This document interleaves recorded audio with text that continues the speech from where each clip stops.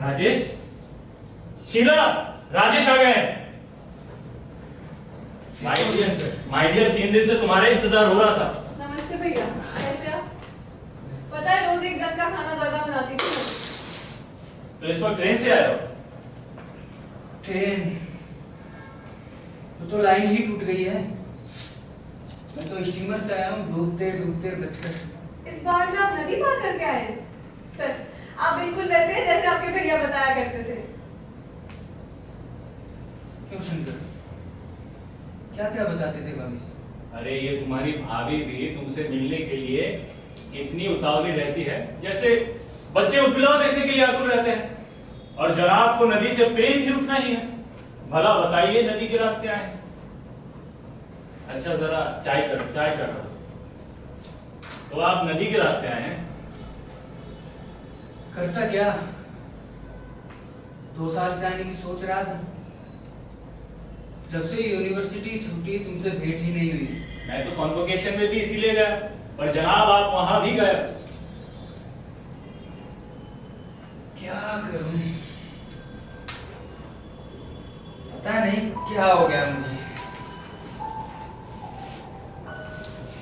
इसी 2 साल के अरसे में जिंदगी मुझे वहां से कहां ले गई। और इस समय भी इतना परेशान होकर भागा हूं मन पर, जैसे हजारों हथौड़े एक साथ चलते हो। अक्सर तो यहां तक सोचा कि मर जाऊं फुर्सत में, और आग के बिस्तरे पर ना इस करवट चैन ना उस करवट। ये तुम कैसी बातें कर रहे हो? आखिर तुम्हें हो क्या गया है? ना ठहाके ना लतीफे, जाने ये काम की निराशा लाती है। बैठो, तुम टहल क्यों रहे हो? नहीं, बैठेंगे नहीं शंकर, तुम समझते नहीं। मुझसे क्षण भर भी बैठा नहीं जाता। लगता है जैसे नस नस में लाखों तूफान घुट रहे हो और उनके बहने का कोई रास्ता नहीं मिलता। जैसे व्यक्तित्व का रेशा रेशा बिखर रहा हो। लेकिन क्यों? पता नहीं क्यों, पता नहीं क्यों जी रहा हूं। कोई अर्थ नहीं मेरे जीने का। तुम भी ऐसे हो जाओगे राजेश, ये मैंने कभी नहीं सोचा। भावुक मैं था, जिंदगी ने मुझे ठीक कर दिया। और तुम जो अपने मन को कितना बांध कर रखते थे। हाँ दोस्त, बांध कर रखता था। और इस मन की नदी का बांध फूट ही गया। फिर तो इतनी भयानक बाढ़ आई कि जाने कितनी मान्यताएं टूट गई, कितने संस्कार उखड़ गए। और धार इतनी तेज थी मित्र कि पांव तले की धरती तक बह गई।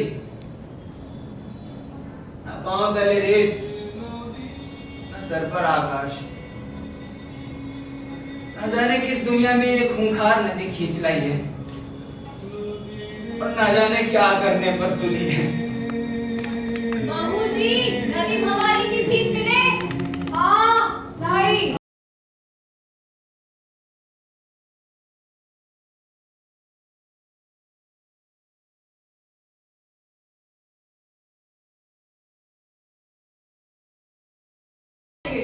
नदी बड़ी है ना, ये लोग बकरे को नदी के पास ले जाकर उसकी बलि चढ़ाएंगे और ताजा खून जल पर छिड़केंगे, तभी नदी घटेगी। ये सच है शंकर? हाँ, पहले मैं भी ये नहीं मानता था, लेकिन अब कई सालों से अपनी आंखों से देखने के बाद अब मानने लगे। और पता है कभी कभी तो इससे भी जल नहीं घटता, मंदिर तक चढ़ाता है। फिर कस्बे का कोई आदमी आत्महत्या करके डूब जाता है और फिर जल घटता है। सच?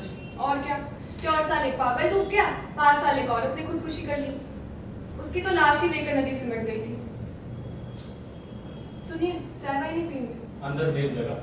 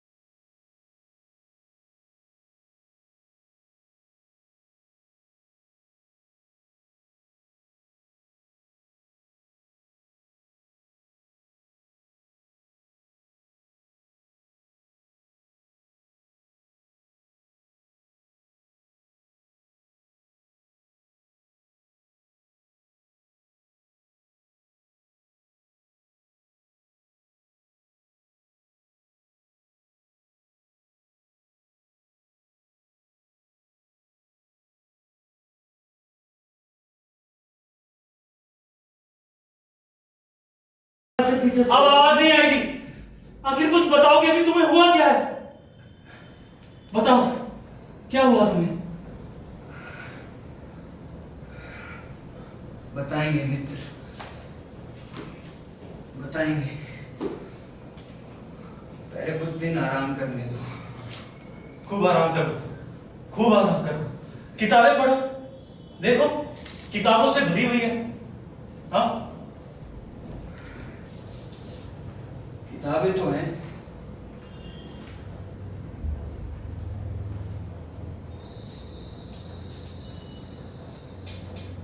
टेंशन, टेंस, डरपोर भी है।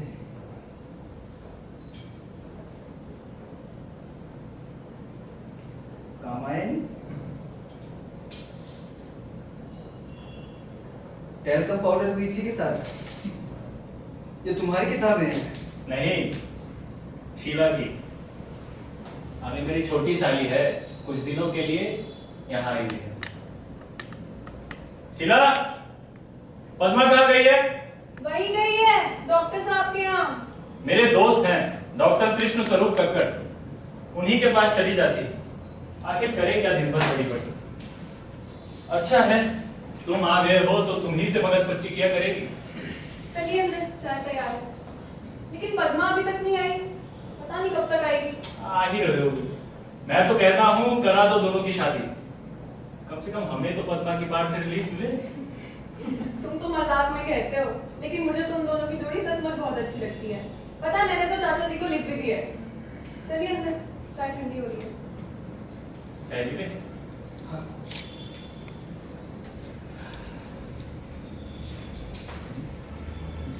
चलो कृष्णा, अब थोड़ी देर बैठ जाओ ना। लो बैठो, बैठो। पता है आज दीदी और जीजा जी गए स्टेशन अपने एक दोस्त को रिसीव करने। सुना है कि बड़े व्यक्ति हैं। पर मुझे देर हो रही है। तुम्हें पता है मुझे बाढ़ रिलीफ कमेटी की मीटिंग में जाना है। अरे पद्मा, मैं वहाँ का सेक्रेटरी हूँ। तो क्या करते हो तुम लोग? बाढ़ पीड़ितों की सहायता, और जो लोग वहाँ फंस जाते हैं उन्हें वहाँ से निकालना। तुम तो खूब निकालते होगे, जरा सा पानी में तो तुमसे उतरा नहीं जाता। तुम किसी को बाढ़ से क्या ही बचाओगे? मुझे तैरना आता है पद्मा, तुम्हें यकीन नहीं? आज भी अगर भरी नदी में कूद जाऊँ तो मैं डूब नहीं सकता। अच्छा, और अगर मान लो कि कोई ऐसी धार में उलझा हो जिसे डूब कर ही बचाया जा सके, तो क्या करोगे? अगर डूब ही जाऊंगा तो कैसे बचाऊंगा? तुम भी बच्चे जैसी बात करती हो पद्मा। यही तो आप नहीं समझते डॉक्टर साहब। अब कैसे बताएं आपको कि बिना डूबे बचाया ही नहीं जा सकता? किसे? किसी को भी, मसलन मुझे। तुमने इतनी बातें करना कहाँ से सीखा पद्मा? मुझे तो लगता है डॉक्टरी पढ़ने में बड़ा नुकसान है। मुझे तो तुम लिटरेचर पढ़ा दो, कम से कम तुमसे बात कर सकूंगा। देखो तुम कितनी कुशल हो बातचीत में। ना? अरे, ये मेरी फोटो किसने उल्टी रख दी?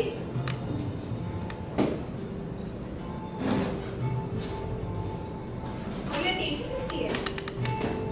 राजेश वर्मा।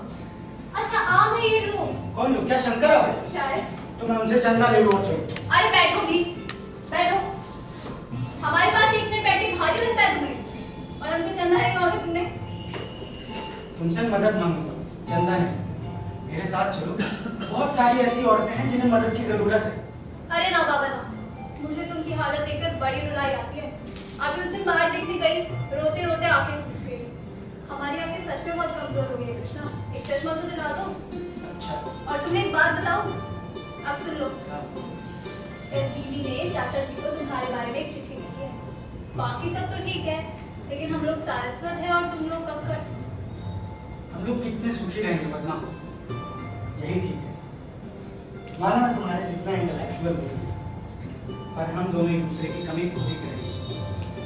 आज वैसे पता है, अरे मैं कविताओं में रुचि जरूर रहती हूँ, मगर कवियों से, लेखकों से मुझे बड़ा डर लगता है। 1/3 तो इनमें से भिखारी होते हैं, 1/3 पागल और 1/3 सखी संप्रदाय एक कुछ कविताओं की मीनिंग्स मुझे अच्छे लगते हैं। कुछ साल पहले तो मैं भी सोच रहा था कि कविता बनाऊं, और फिर सोचा इससे मेरे ही काम को नुकसान पहुंचेगा। और फिर मुझे मिल गई तुम। फैजान खुद कविता। ये सब कैसी बातें कर रहे हो राजेश? मुझे कुछ समझ नहीं आ रहा। तुम नहीं समझोगे शंकर, मेरा सब कुछ छिन गया है। मैं किसके लिए जिंदा रहूं? अरे क्यों जिंदा रहूं? सोच रहा हूं जिंदगी ने फूल बनकर न रहने दिया तो कांटा बनकर रहूं, मगर रहूं जरूर। आओ तुम्हारा परिचय करा दे। ये है राजेश, तुम दोनों इनके बारे में सुन चुके हो। और ये है पद्मा, और ये है डॉक्टर कृष्ण स्वरूप कक्कड़, पद्मा के होने वाले पति। और यही तुम्हारा इलाज भी करेंगे। कृष्णा, इन्हें कुछ हार्ट ट्रबल है और अभी इन्हें यहाँ 1 महीना रहकर अपना स्वास्थ्य सुधारना है। अच्छा, वैसे आपसे मिलकर बड़ी खुशी हुई। अरे मैं ऐसा आदमी नहीं जिससे मिलकर किसी को खुशी हो डॉक्टर। नहीं, वो व्यापार की दृष्टि से कह रहे थे। उन्हें एक नया मरीज मिला, क्यों? अरे भाई कृष्णा मत हंसो। अच्छा कृष्णा है। अरे भाभी, आपसे कुछ वसूलने आया हूँ। अरे इतना घबराए क्यों जाते हो डॉक्टर साहब? हमने नुस्खा लिखा है, दवा तैयार हो जाए। लिखो। अरे क्या है भाई, कुछ हमें भी पता चले। बाढ़ रिलीफ कमेटी का चंदा है, कुछ आप भी।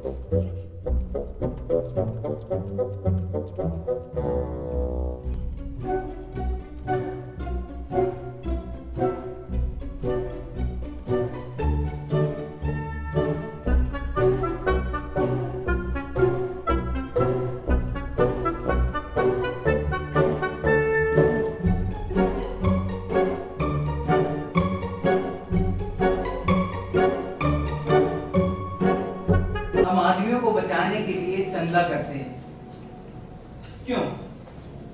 क्या ये आदमी घास फूस और ढोर डंगर से किसी मायने में बेहतर होते हैं? फिर इन्हें क्यों न मरने दिया जाए? मुझे तो अफसोस होता है कि बाढ़ इतनी कम क्यों आती है। मनु के जमाने का जल प्रलय क्यों नहीं आता? आदमी का नामो निशान क्यों नहीं खत्म हो जाता? कीड़े ये सब मरने के लिए बने हैं। तो क्या दया और सहानुभूति कुछ नहीं? राजेश बाबू, ये आप क्या कह रहे हैं? This is brutish. तो क्या दया कम ब्रूटिश होती है डॉक्टर साहब? अभी उस बलि के बकरे को देखा था। दया तो हमारे व्यवहार का महज वो अंश है जिसमें हम बकरे को फूल माला से लाजते रहते हैं। हमारे 2 चेहरे हैं डॉक्टर साहब। एक वो जो हम दुनिया को दिखाते हैं, वो है दया, ममता, स्नेह, प्रेम का चेहरा। एक वो जो हम खुद देखते हैं, वो है क्रूरता, घृणा, हिंसा, प्रतिशोध का चेहरा। और यही जिंदगी की असलियत है मेरे दोस्त। दया करके, प्रेम करके हम हमेशा जिंदगी की क्रूरता को ढकने की कोशिश करते रहे हैं, लेकिन ये गलत है। असलियत यह है कि जिंदगी क्रूर है, जिंदगी क्रूर है, घिनौनी है, और आदमी उसे बदल नहीं सकता। आदमी को मर जाना चाहिए, खत्म हो जाना चाहिए। अरे ये फिलोसफी की बात दूर रखो। लाओ तुम्हारे नाम से चंदा देते। चंदा,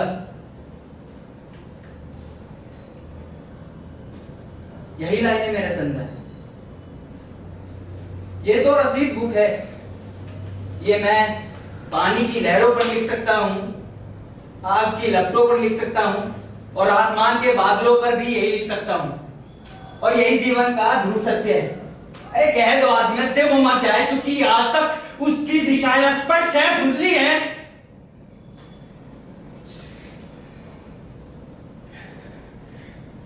मैं बाथरूम जा रहा हूं, नहाऊंगा मैं।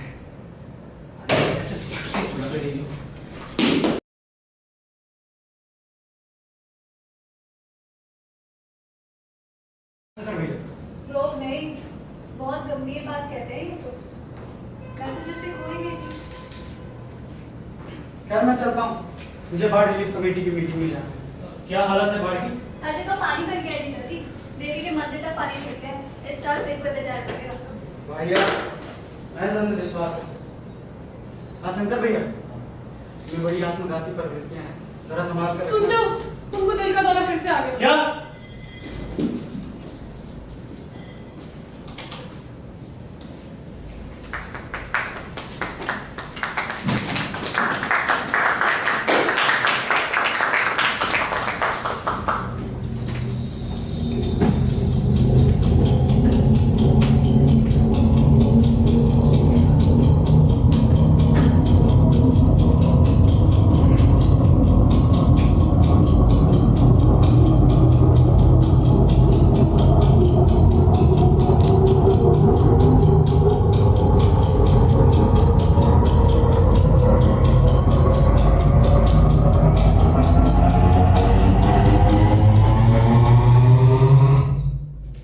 क्या रेडी है?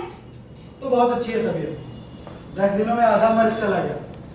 इसका सेहरा तो हमारे पद्मा के सिर बनना चाहिए।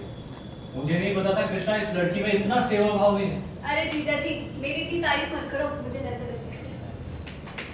हाँ तो कृष्णा, तुमने कुछ एनालाइज किया? हाँ बताता हूँ। शंकर भैया उन्हें यहीं ले आइए, वहाँ का वातावरण बहुत मनहूस है। ठीक है तुम बैठो। हाँ तो बताओ कृष्णा। डॉक्टर से ज्यादा तो तुम मरीज के बारे में जानने के लिए आते हो। इन 10 दिनों में कितना कुछ बदल गया पद्मा। कृष्णा, बोली ना बोला करो।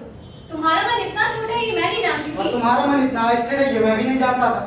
इन 10 दिनों में जैसे मेरी पूरी जिंदगी बदल गई, मेरा सब कुछ छिन गया पद्मा। और तुम्हें मेरे बारे में कोई दिलचस्पी ही नहीं रही। वो न्यूरोटिक आत्मघाती तुम्हारे लिए सब कुछ हो कृष्णा, गया। इस तरह की बातें सुनने की ना मैं आदी नहीं हूँ। वो जो कोई भी हो, मैं उन्हें श्रद्धा करती हूँ, ममता करती हूँ, प्रेम करती हो, बोलो आखिर हो ना औरत, बदलते वक्त नहीं लगता। आखिर हो ना तुम पुरुष, अधिकार की बहस जाएगी थोड़ी। ब्याह हो गया होता तो ना जाने क्या करते।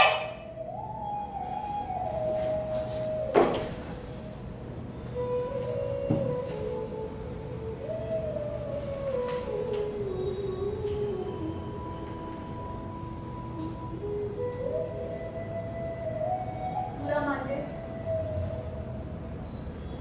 बोलो कृष्णा।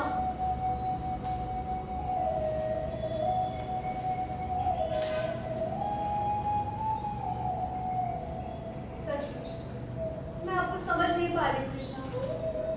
क्या हो गया है? मैं जानती हूँ कि तुम्हारे मन में मेरे लिए क्या है, लेकिन क्या करूँ? जिस दिन से उनके मन के दर्द को पहचाना है, उस दिन से जैसे उन्होंने मन मान लिया। ऐसा लगता है उनके दर्द का एक जरा भी मेरे सारे व्यक्तित्व, सारे प्रेम से भरा है। मेरा प्रेम अभी है तुम्हारे लिए, लेकिन लगता है जैसे उनके दर्द में जरा सी भी कमी हो तो मेरा सारा व्यक्तित्व सार्थक हो जाए। यकीन मानो कृष्णा, मैं उन्हें प्रेम नहीं करती। उनकी आंखों में इतनी गहराइयां है ना, मैं झांकने से भी मुझे डर लगता है। ना जाने कैसा जहरीला जादू है कि डूब जाती हूँ। मुझे अपने ऊपर बहुत गुस्सा आता है कृष्णा, और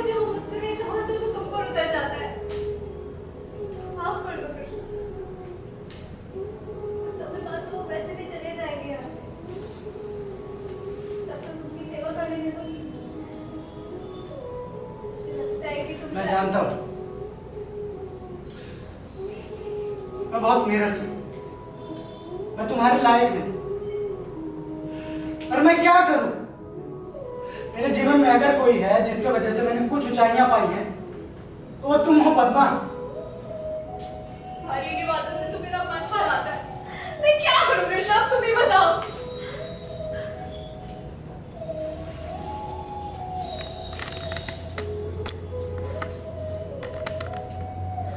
सुनो, रो मत। तुम जैसी भी हो मुझे स्वीकार होगा। काश के तुम ये समझ पाते। खैर जाने दो, तुम्हें बताता हूँ उन्होंने क्या बताया। इधर देखो,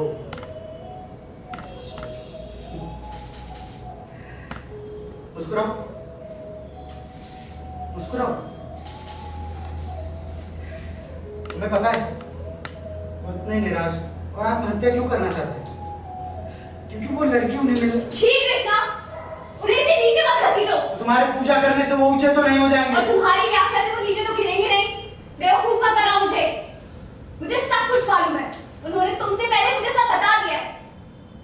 उन्होंने बताया है कि उन्होंने और कामिनी ने निश्चय लिया था कि वो जिंदगी भर साथ नहीं रहेंगे, प्रतिदान न लेंगे, पर एक दूसरे के व्यक्तित्व को संभाल के चलेंगे।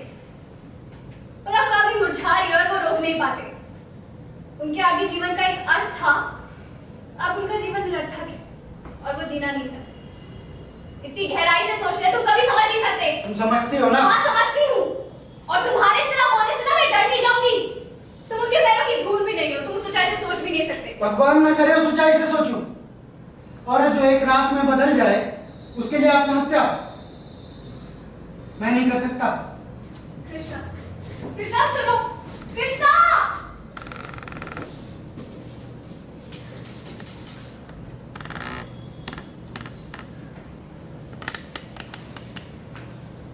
पद्मा, जरा कुर्सी खिड़की के पास रख दो।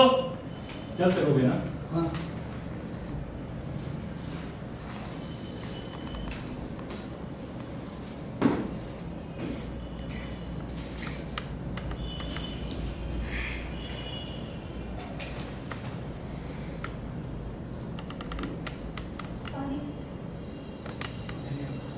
अच्छा मैं डिस्पेंसरी जा रहा हूँ। शीला कहाँ है? अंदर। शीला, शीला, हाँ, जरा दवा की शीशी दे जाना। लाई। ये तुम्हारी आंखें लाल क्यों है? सर में दर्द है चाचा जी। सब ठीक है ना? हाँ। मेरी वजह से अगर सबसे ज्यादा मेजबानी किसी पर लदी तो इन पर। मुर्दे को लोग मरने भी तो नहीं देते। मरे आपके दुश्मन, आपके बिना हमारे जीजा जी विधवा नहीं हो जाएंगे। क्या? अच्छा ठीक है, मैं चलता हूँ। ठीक है, बैठो भाभी। तू चढ़ाई उठा रो। अब बैठो, आओ दीदी।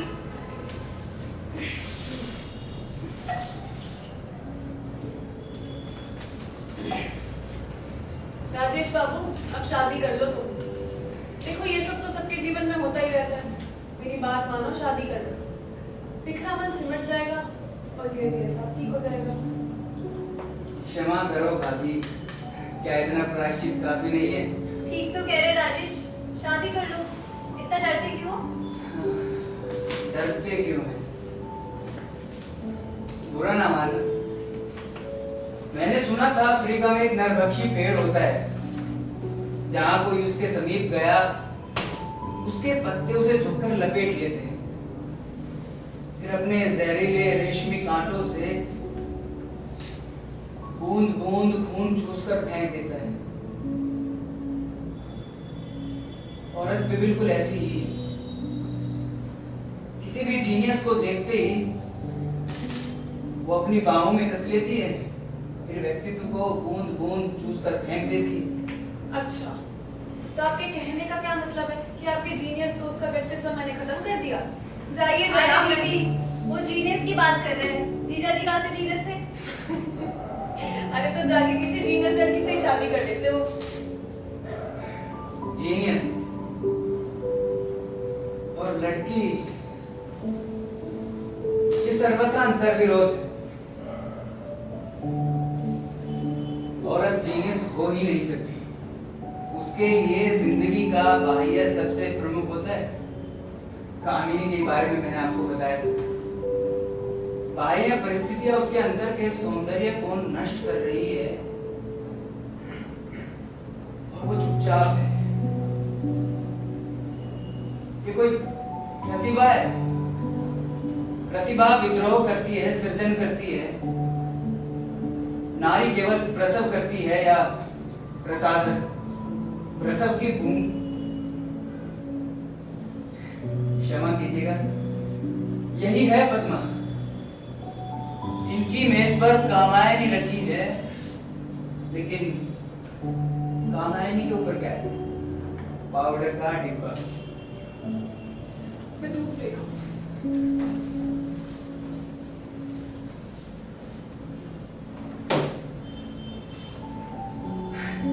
अरे ये क्या, आप तो बुरा मान गई। मैंने तो सिर्फ उदाहरण दिया। मैं क्या आपको समझता नहीं हूँ? समझते हैं आप, खूब समझते हैं। जहाँ नारी दुर्बल है, कमजोर है, वहाँ उसे गाली दे दीजिए।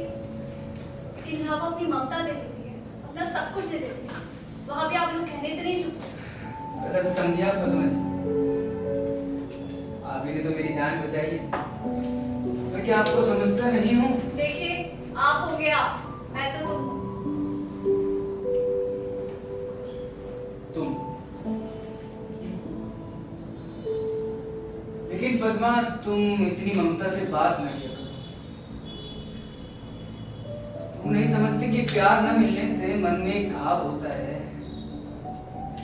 जो प्यार मिलने से बुरी तरह कसम होता है। तुम क्यों इतनी ममता बढ़ा रही हो? पता नहीं क्यों, जाने क्या हो गया मुझे। जैसे कोई मंत्र सा छा गया मुझ पर। लगता है मैं आप में नहीं। लेकिन ये गलत है। जानती हूँ, ये गलत बात है। लेकिन आप कभी नहीं समझ सकते कि आप क्या हो गए हैं मेरे लिए। जैसे जीवन का अर्थ खुल गया हो मेरे सामने।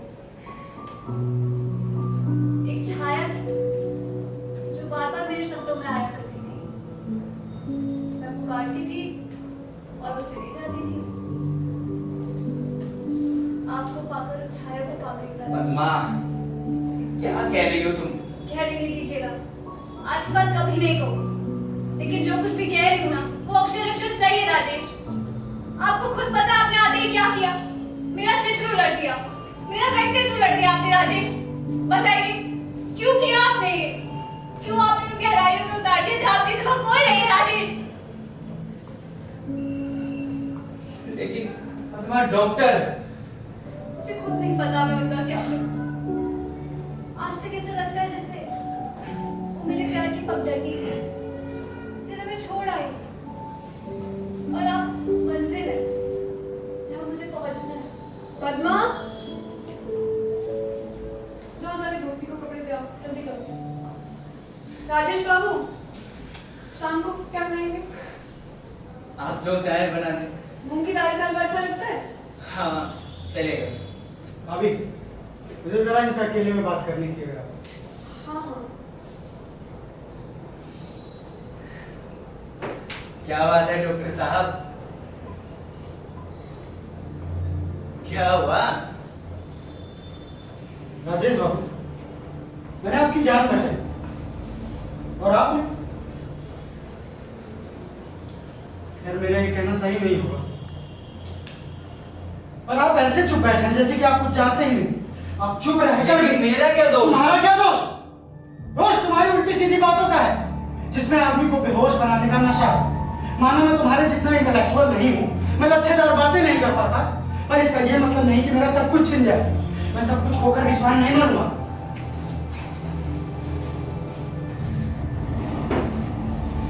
दवा में इसकी एक बूंद भी तुम्हारे लिए काफी होगी। मैं खुद नहीं मरूंगा, मैं कायर नहीं हूं। कितने मेहरबान हो कृष्णा तुम। इसी दवा की तो मुझे तलाश है। काश कि तुम समझ पाते। इतनी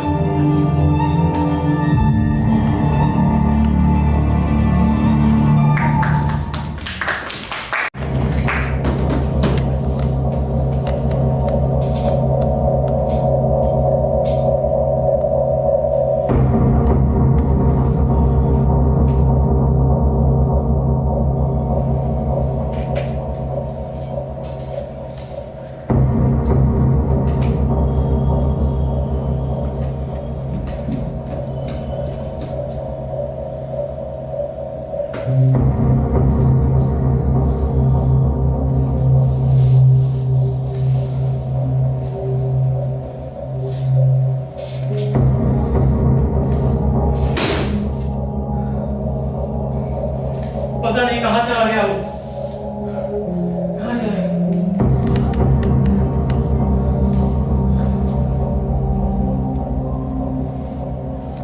सारी गलती तुम्हारी है। मैंने तुमसे बार बार कहा था कि चाहे आसमान फट पड़े लेकिन कभी राजेश को अकेला ना छोड़ना। क्या तुमने मेरा कहा माना? बोलो।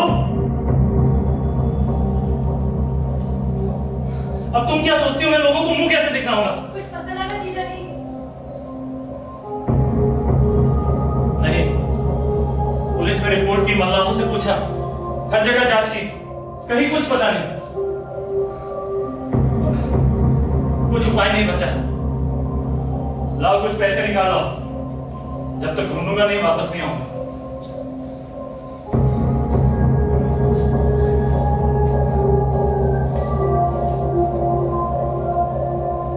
कुछ खा तो लो। कल से एक दूध पानी भी नहीं डाला तुमने मुंह में। खाओ तुम, मैं तो जहर पीऊंगा।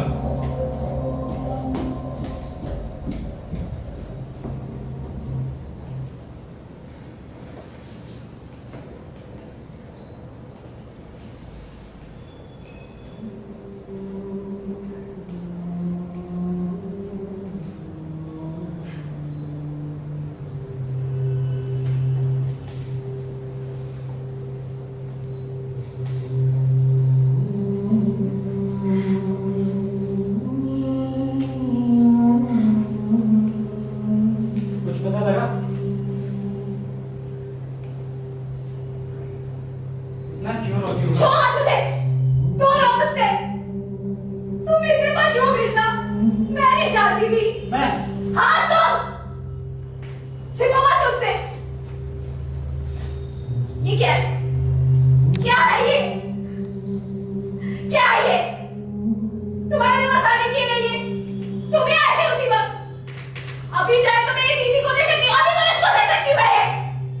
लेकिन मैंने तुम्हारा क्या बिगाड़ा था कृष्णा? तुमने उन्हें जहर पिला दिया। हमसे शादी नहीं करनी पर तुम्हें इतना भी बर्दाश्त नहीं हुआ क्या? फिर तुमने क्या सोचकर उनको जहर पिलाया कृष्णा? हत्या किया तुमने! हत्या! बदमाश सुन रहा तो चले जाओ यहाँ से कृष्णा। मैं तुम्हारी शक्ल नहीं देखना चाहती। मैं नफरत करती हूँ तुमसे। जाओ! चले जाओ कृष्णा!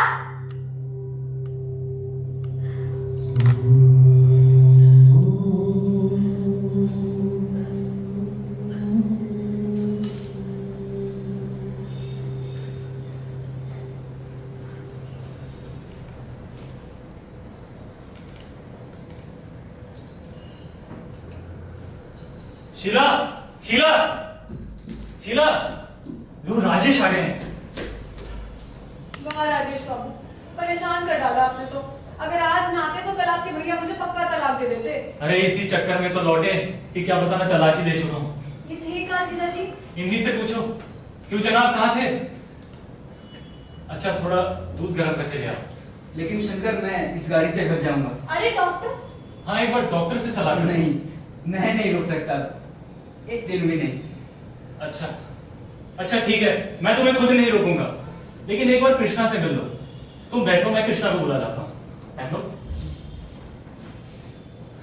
पद्मा, इनका ख्याल रखो। बैठो।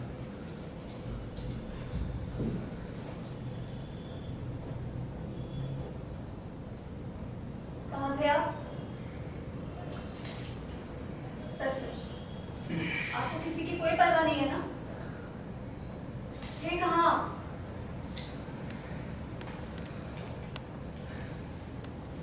अजीब सी बात है पद्मा, विश्वास करो मैं गया था देवी के मंदिर डूबने के लिए। क्या? चीखो मत, तुम जानती हो मैं कितना उब गया था अपने से। मेरी जिंदगी एक भार थी मेरे लिए, और धीरे धीरे वो सभी के लिए भार बन गई। मैं भी कितना आत्मदर्शन बर्दाश्त करता, तो मैंने निश्चित किया कि मेरी मौत ही हर उलझन का इलाज है। अरे किसी को भी तो सुख ना दे पाया मैं। अब बैठे रहिए ना। नहीं, मैं ठीक हूँ, बिल्कुल ठीक। हाँ तो उस वक्त जाने मुझ में कितनी ताकत आ गई। मैं देवी के मंदिर गया। मैंने सोचा था बहुत भयानक जगह होगी, लेकिन वो तो बहुत खुशनुमा जगह। मंदिर का केवल गुंबद चमक रहा था। पीपल और पागड़ के पेड़ डूब गए थे। चारों तरफ खामोशी। ऐसे लग रहा था जैसे हजारों मील से पत्थरों से टकराती, गांवों को डुबाती हुई ये नदी इन पेड़ों की छां में आकर सो गई। सूरज डूबने लगा था।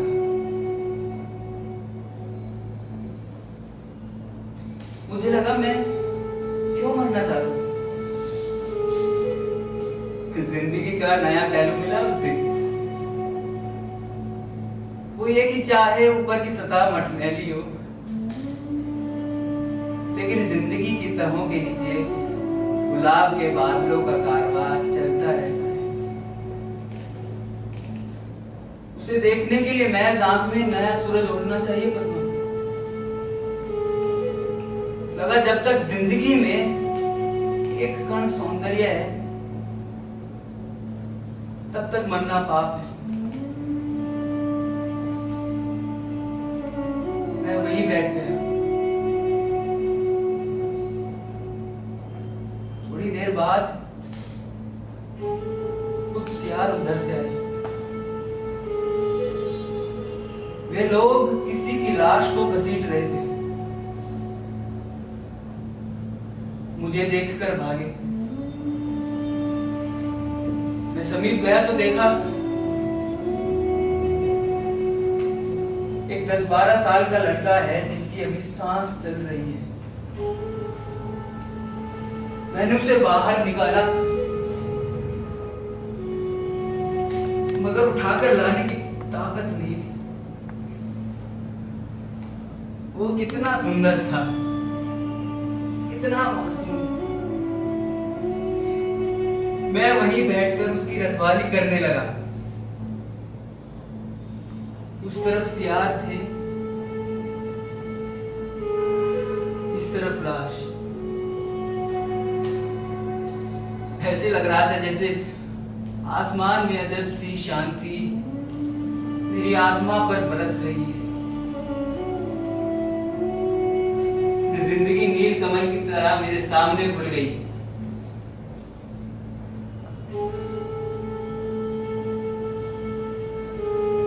मुझे लगा आदमी सारी तकलीफ और दर्द के बावजूद इसलिए जिंदा है ताकि वो सौंदर्य का सृजन कर सके, उसकी रक्षा कर सके, उसका निर्माण करे। और वो सौंदर्य का सपना,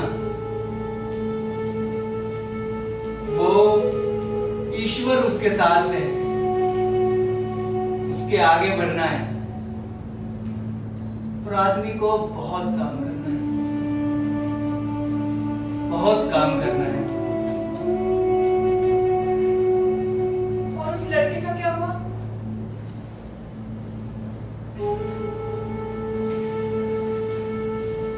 उसे रिलीफ की नाव ले गई। मैं इधर आ रहा था तो शंकर भैया मिल गए।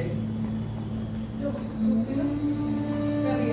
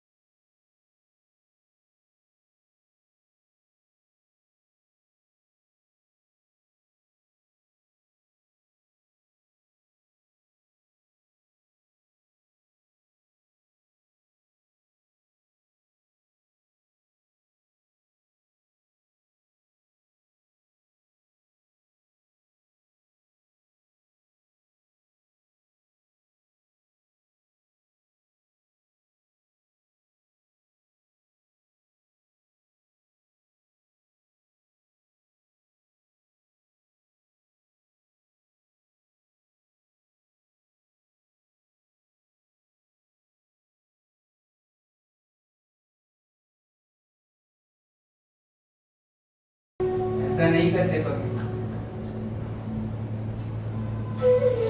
उससे समझौता कर लो।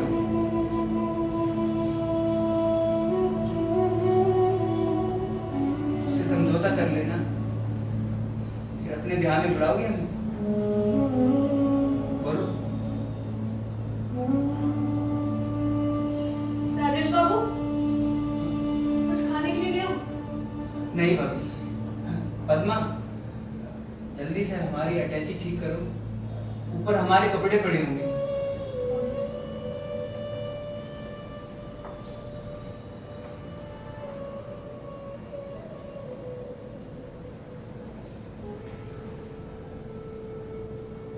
क्या सोच रहे हैं? जैसा आप कह रहे हैं ना, वही होगा। सचमुच मैंने कृष्णा के साथ बहुत कठोर व्यवहार किया